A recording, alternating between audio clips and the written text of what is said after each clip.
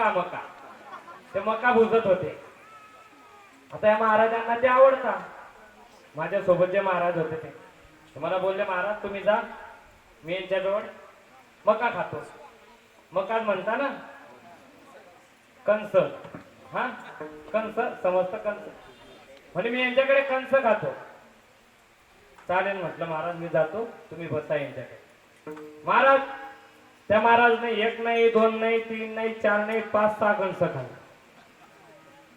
आता बरं, कंस खाल्ले तर खाल्ले, आता त्यांना त्याच्यातलं ज्ञान नाही, स्वराचं ज्ञान नाही, आलापचं ज्ञान नाही, काही नाही. आता या महाराजांना सवय होती कशी, आलाप, हरी हरे हर. महाराजांनी कंस खाल्लेले असे करायला लागला. आता ते 4-5 जणांचे इंडिकेटर लागले. आता ते त्यांच्या भाषेत बोलत होते, पण मी आपल्या भाषेत सांगतो तुम्हाला. म्हणजे महाराजने कंस खाल्ले, पण महाराजने काही कंस पण दिली. जर का म्हणे महाराजाने काही झालं म्हणे, तो एक गडी तिकडे जायला आहे, तो गावात आपलं नाव सांगेन, गावातले लोक आपल्याला हाणतील. त्याच्यापेक्षा लवकरात लवकर महाराजांचा काय करा, कार्यक्रम केला पाहिजे, महाराजांना सुधारला पाहिजे. आता महाराज त्यांच्या धुनमध्ये हरी हरी हरी, ते जास्तच घाबरायला लागले. म्हणजे महाराज तर जास्तच करायला लागले. महाराज त्यांच्याकडे दोरी होती, आता दोरी तर राहतेच त्यांच्याकडे. त्यांनी महाराजाला अटकवलं, झाडाने टांगलं, उलटा टांगला, पोटा असे दाबत ते कंस काढत. मी तेवढ्यातून बाहेर आला. काय झालं?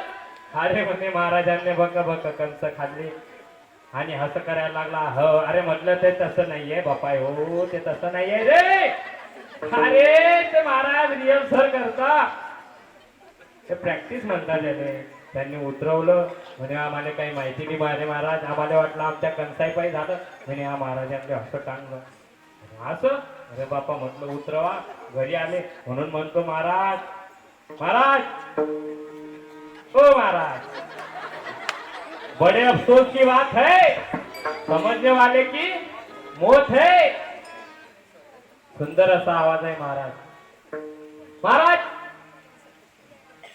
साधकाला सांगितलं, अरे त्या 3ही इच्छा तुझ्या पूर्ण केल्या असत्या, कारण त्यांच्या दारी काय आहे, जयाची ये द्वारी सोन्याचा पिंपळ, अंगे ऐसे बड रेडा बोले. अरे त्याच्या दारामध्ये सोन्याचा पिंपळ आहे.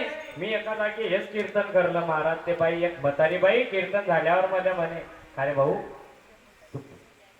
जेव्हापासून कीर्तन झालं तेव्हापासून तू म्हणे जयाची द्वारी सोन्याचा पिंपळ, म्हणे कोणता जया?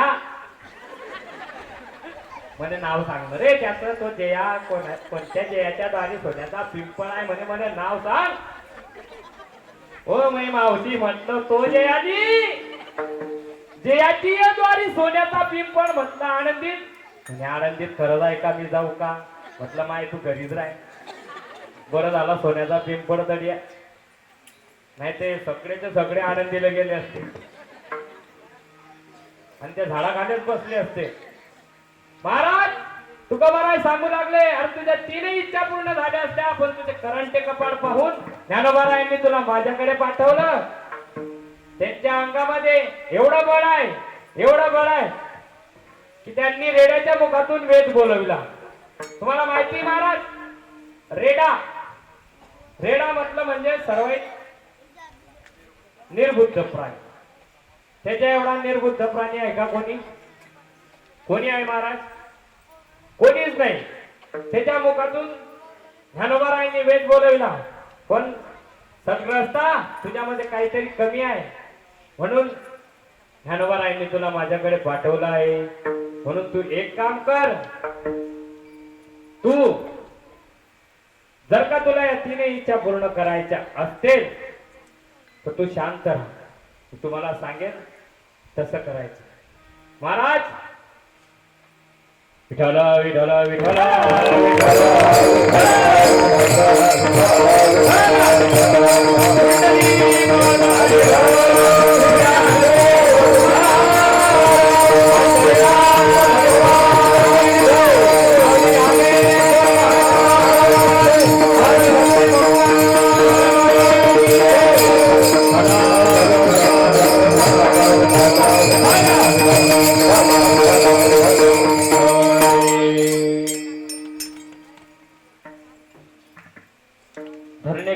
विचार केला, जर का ज्ञानोबाराय माझ्या तीनही इच्छा पूर्ण करू शकत होत्या तर तुकोबारायांकडे पाठवण्याचं कारण काय?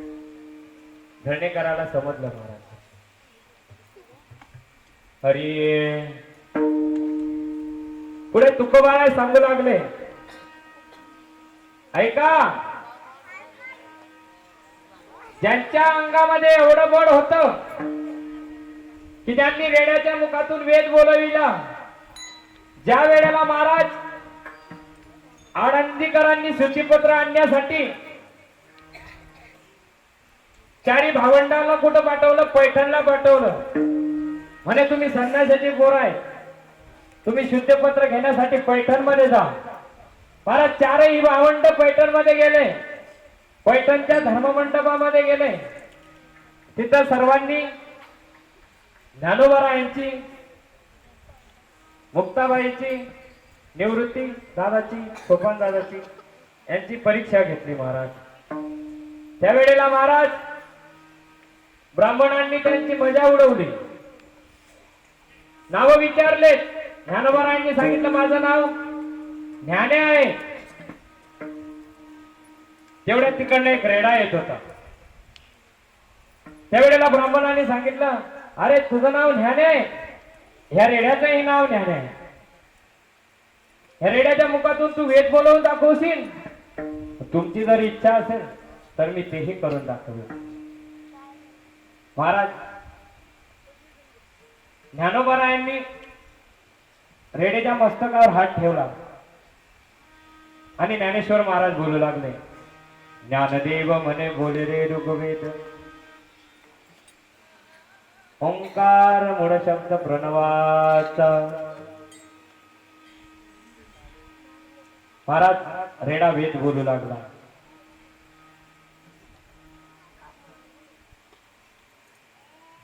वैश्यपुत्र मुखी बोलावाली श्रुती, वैश्यपुत्र मुखी बोलावाली श्रुती,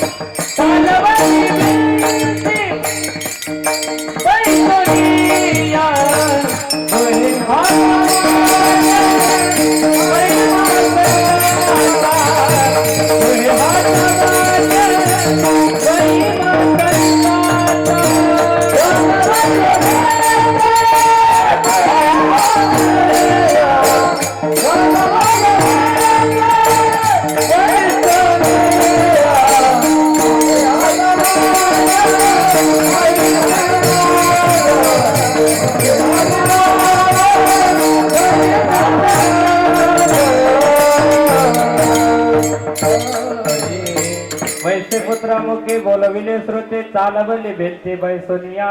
नोहे हा सामान्य महिमा संताचा, रेड्या मुखी वेद बोलविला,